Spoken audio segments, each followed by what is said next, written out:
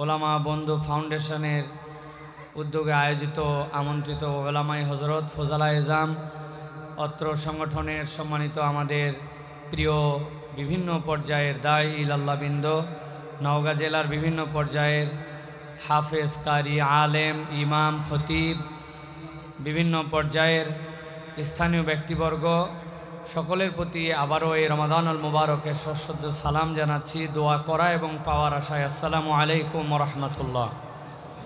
সম্মানিত হাজিরিন, রমাদানের এই গুরুত্বপূর্ণ সময়, যে সময়টুকু আমরা পার করছি, এই সময়টুকুতে আমাদের সার্বক্ষণিক আমাদের জন্য অন্তর থেকে কতকগুলো বিষয় অনুভব করতে হবে।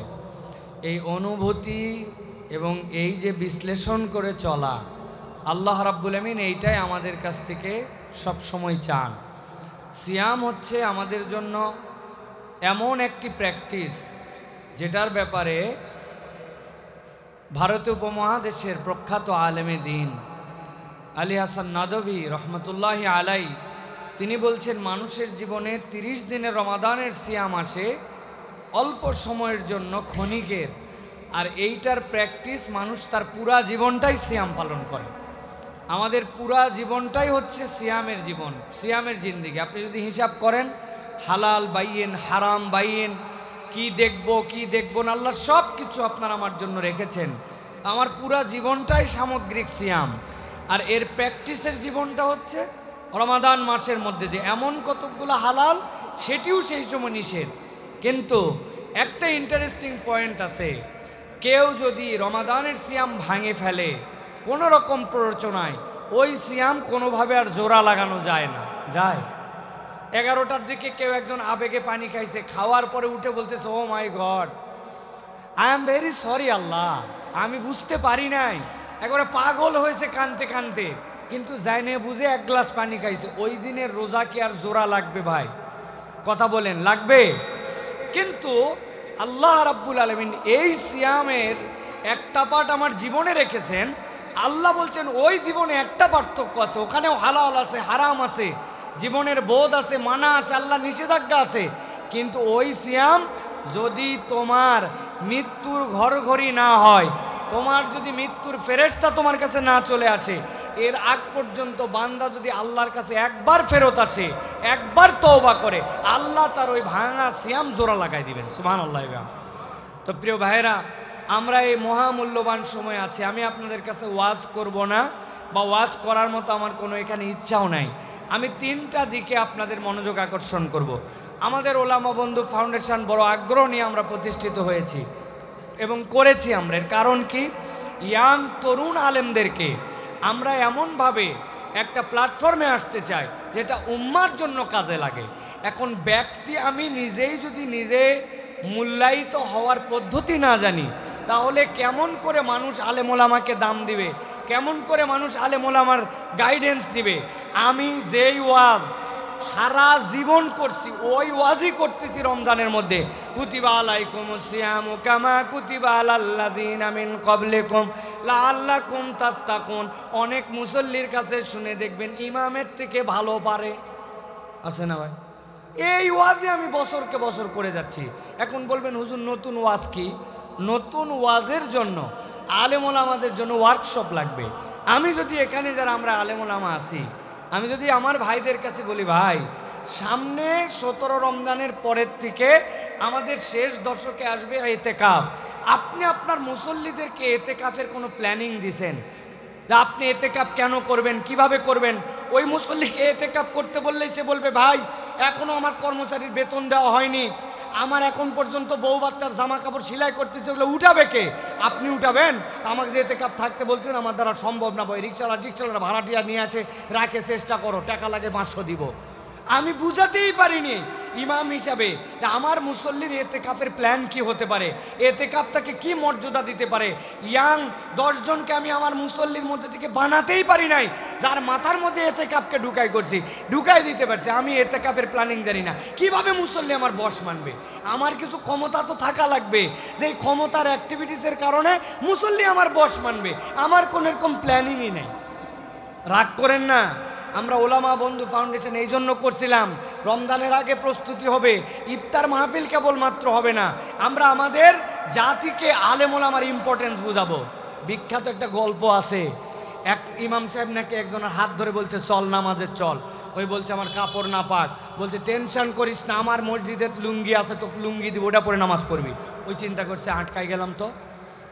এখন যে আটকাই গেছে সাথে সাথে বলছে আমি দোয়া দরুদ পারি না, বলছে দোয়া দরুদ পারা লাগবে, কে বলেছে? তুই দোয়া দরুদ যতদিন শিখতে পারবি না খালি সুবহানাল্লাহ আলহামদুলিল্লাহ বলবি, নামাজ হয়ে যাবে। চিন্তা করছে এটাও তো আটকে গেলাম, দোয়া দরুদ পারি না বলবে, এই কথা বলে আটকে গেলাম। পরে হুজুরের হাত ঝিটকা দিয়ে চলে যাচ্ছে, যা বলছে তুই লুঙ্গি দিব বলছি, দোয়া দরুদ না পড়লে হবে বলছি, তারপরেও তুই নামাজ পড়বি না কেন? বলছে কিসের নামাজ পড়বো, হুজুরদের মধ্যে মিল নাই, কার পিছে নামাজ পড়বো? চিন্তা করেন ওর কত বড় অজুহাত। এটা হচ্ছে এখন কমন সেন্স পুরা বাংলাদেশে, হুজুরদের মধ্যে মিল নাই। অথচ আমি বলি এটা একটা শয়তানের ষড়যন্ত্র, এর বিপক্ষে আমাদের পদক্ষেপ নাই। হুজুরদের মধ্যে যে মিল আছে এই পৃথিবীতে কারো মধ্যে এত মিল নাই। বাংলার কোনো হুজুর বলে নাই ফজরের নামাজ 4 রাকাত, বুধবারে জুম্মার নামাজ পড়লেও হবে। কোনো হুজুর বলছে মক্কা শরীফ ছাড়া অন্য জায়গায় হজ করলে হবে, কাবা শরীফ ছাড়া মুখ ফিরালেও চলে, কোরআন শরীফে 117টা সূরা বলিছে কেউ কোনোদিন? ইন্না আতাইনাই 4টা সূরা, সানা ছাড়াও নামাজ হয়ে যাবে, প্রয়োজনে তোমার যদি মন চাই 4 সিজদা মারো, সমস্যা নাই, কোনোদিন বলছে কোনো হুজুর? তো হুজুরের মধ্যেই তো সবচেয়ে মিল। হুজুর নামাজ এক বলে, রোজা এক বলে, কোনোদিন বলে নাই ইজাব কবুল ছাড়া বিয়ে হবে, কোনোদিন বলে নাই বিয়ে বহির্ভূত সম্পর্ক জায়েজ। হুজুররা তো সব এক, 2-1টা বিষয় খালি আলাদা। শয়তান 2-1টা বিষয় বড় করে দেখায় আর এলাকার মানুষ ওটাতে বগল বাজায়। আমরা কখনো এক আছি, আমরা নেক হওয়ার চেষ্টা করতেছি, এইটা আমরা উল্লেখ করি না। কথা ঠিক কিনা? এটা কারা করবে? এই জন্যই আমরা ইয়াংরা এক হওয়ার চেষ্টা করছি, যে আমাদের মুরব্বী মাথার উপরে তাদেরকে তো রাখছি, কিন্তু সাথে আমরা ইয়াংরা সকলে এক হয়ে আমরা এই দাওয়াতি প্ল্যাটফর্মটাকে উন্মুক্ত করে তোলার চেষ্টা করব। আমরা কোনো দলের তেলবাহী করব না, কোনো গোষ্ঠীর তেলবাজি করব না, আমরা ইসলামের ঝান্ডাকে সামনে নিয়ে যেতে চাই। হুজুর যেটা এটা বলছে, ওয়াজ অনেক হয়, কর্মসূচি দেন, কর্মসূচি দেন, কর্মসূচি কীভাবে বাস্তবায়ন করব সেইটা নিয়ে আমরা প্ল্যান করি। ইফতার ভালো জিনিস, মাহফিল ভালো জিনিস। নওগাঁ জেলায় মাহফিল কত হয়েছে কেবল আল্লাহ রাব্বুল আমিন সারা কেউ জানে না, কিন্তু ওই মাহফিল দ্বারা আমরা কতটুকু বেনিফিটেড হলাম, ওই মাহফিলের পরবর্তী পদক্ষেপ আমার কি, সেইটা কিন্তু আমরা জানি না প্রিয় ভাইরা। এই জন্য আমি আমার ইমাম, আমি আমার খতিবদেরকে বলবো, আপনারা প্ল্যান করেন, আপনারা নিজেদের সম্মান বাড়ানোর জন্য, নিজেদের কোয়ালিটিকে বিল্ড আপ করানোর জন্য চেষ্টা করেন। মানুষকে এতেকাফের প্ল্যান দিতে হবে, মানুষকে তাহাজ্জুদের প্ল্যান দিতে হবে, মানুষকে আমলের প্ল্যান দিতে হবে। রমাদান একটা মেহমান আসলে আমরা কিছু উপহার দিয়ে বিদায় করি, মেহমান আসলে আমরা তাকে কিছু হাদিয়া তোহফা দেই। রমাদানের হাদিয়া তোহফা কি? যদি আপনার মুসল্লি জিজ্ঞাসা করে ভাই রমজানকে কি হাদিয়া দিব, বলে 5,000 টাকা রমজানকে দিয়েন, বলছে আমার এলাকায় একজন ছিল রমজান, ওই তো বহুদিন আগে মারা গেছে, তাহলে তো রমজানই নাই, টাকা কাক দিব? রমজানের হাদিয়াটা কি? আপনি আপনার মুসল্লিকে বুঝান, আপনার অডিয়েন্সকে আপনি বুঝান, রমাদান হাদিয়ার কিছু না, মানব উন্নয়নের জন্য আল্লাহ রাব্বুল আলামিন রমাদানকে দিয়েছেন। আল্লাহ বলছেন লাআল্লাকুম তাত্তাকুন, তোমরা যেন মুত্তাকি হতে পারো। এখন তাকওয়া পথ অবলম্বন করে আমি মুত্তাকিটা কেমনে হব? আমি রমজানকে কি গিফট দিব আমি জানি না। আমার রমজানের গিফট, আমি আমার রমাদানের জন্য নিজের খারাপ 10টা অভ্যাস ছিল ওইটা লিখেছি, লিখে আমি প্ল্যানিং চেঞ্জ করেছি। বলেন ওলামা বন্ধু ফাউন্ডেশন, আমার প্রিয় ভাইয়েরা, আমার দায়িত্বশীল বৃন্দরা, আপনারা আপনাদের মুসল্লির 10 জনের যদি বলেন যে তোমার রমজানের কি প্ল্যান করছো লিখিত, একটু আমার হাতে দাও তো, ওই বলবে হুজুর আমার তো কোনো লেখা প্ল্যান নাই। বলছে মুখে মুখে কোনো কাজ চলবে না, তোমার লেখা কি আছে আগামীকালকে মাগরিবের মধ্যে লেখে আমার কাছে দিবা। তোমার কি কি খারাপ গুণ মনে করছো 3টা গুণ বাদ দিবা, 3টা গুণ যুক্ত করবা। প্রত্যেক দিন অন্ততপক্ষে প্রত্যেকটা রুকু সিজদা 7 তাসবির নিচে তুমি উঠবা না, নতুন একটা সূরা মুখস্থ করবা, নতুন একটা দোয়া মুখস্থ করবা। আপনার 10টা মুসল্লিকে আপনি প্ল্যান দিয়ে খবর নিছেন, কি হলো ভাই হয়েছে তো, দোয়াটা মুখস্থ হয়েছে, নতুনটা একটু শোনাও তো। আজকে দেখলাম তুমি নফল নামাজের সময় 60 করে উঠে গেলে, 7 তাসবিহ দিয়ে তোমার নামাজ পড়া কথা। কেন এইগুলা কথা বলছি? আপনার সোলজার লাগবে, আপনার একটা পোস্টার লাগান লাগবে, আপনার একটা কাজ করতে হবে, ইসলামের পক্ষে ঝাঁপায় যেতে হবে। আপনি একটা ফেসবুক পোস্ট দিবেন, 10 জন শেয়ার করবে, এরকম 10টা মুসল্লি আপনার তৈরি করা লাগবে। আমার কোনো মুসল্লি নাই, খালি সভাপতি তেলমারি আর সেক্রেটারি তেলমারি, কাজন তাছাড়া আমার চাকরি থাকে না। মাইন্ড করেন না প্রিয় ভাইয়েরা, সভাপতিকে শ্রদ্ধা করতে হবে, সেক্রেটারিকে শ্রদ্ধা করতে হবে, কিন্তু আমি আমার কোয়ালিটিটা বিল্ড আপ করার জন্য কিছু করছি কিনা। এই জন্য আমাদের নাসির ইকবাল সাহেব আছেন, আমাদের এলাকার কৃতি সন্তান, আলহামদুলিল্লাহ অনেক দূর থেকে চলে আসেন, ওনার বাড়ি কিন্তু এখানে না, শারীরিকভাবে অসুস্থ। ইলিয়াস ভাই আছেন, আমাদের উকিলপাড়া মসজিদের দপ্তরি পাড়া মাদ্রাসার আমাদের শাইকুল হাদিস সাহেব আছেন, আমাদের পাশে আমাদের এলাকার গণ্যমান্য ব্যক্তি আছে, মাওলানা আবু রাইহান আছে, রহমতুল্লাহ আছে, অলিউল্লাহ ভাই আছে, কার নাম বলবো আর কার নাম বলবো না, এগুলো সব আমার বন্ধু বান্ধব পর্যায়ের মানুষ, কেউ বা ছোটো ভাই বড় ভাই, কিন্তু চলাফেরা করি করে আমরা একসাথে। ওই যে আমার হুজুর বসে আছে নিচে, যার কাছে আলিফ বা তাসা পড়া শিখছি, হুজুরকে উপরে মেহরবানি করে বসানো এই জায়গায় নিয়ে আসেন, মরাকাটি মাদ্রাসার হুজুর, উনি আমার আলিফ বার ওস্তাদ, তার কাছে আমি কোরআন শরীফ পড়া শিখছি যখন আমার বয়স 5 বছর ছিল। এই যে আমার ওস্তাদ, আসেন আসেন হুজুর, না আসতে হবে, আসেন হুজুরকে নিয়ে আসেন।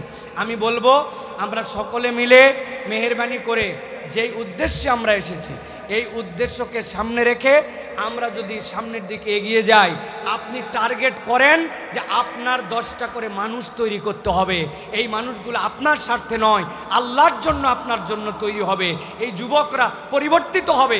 আপনি আল্লাহর কাছে বলতে পারবেন, আল্লাহ বেতন নিছি, আল্লাহ হাদিয়া নিছি, না নিলে আমার তো অবস্থা চলতো না, কিন্তু আল্লাহ আমার এবং তোমার মাঝে একটা সম্পর্ক ছিল, স্পেশাল টার্গেটে আমি আমার 10টা মুসল্লি রেডি করছি, 5টা মানুষ রেডি করছি, 5টা পানের দোকানদার রেডি করছি।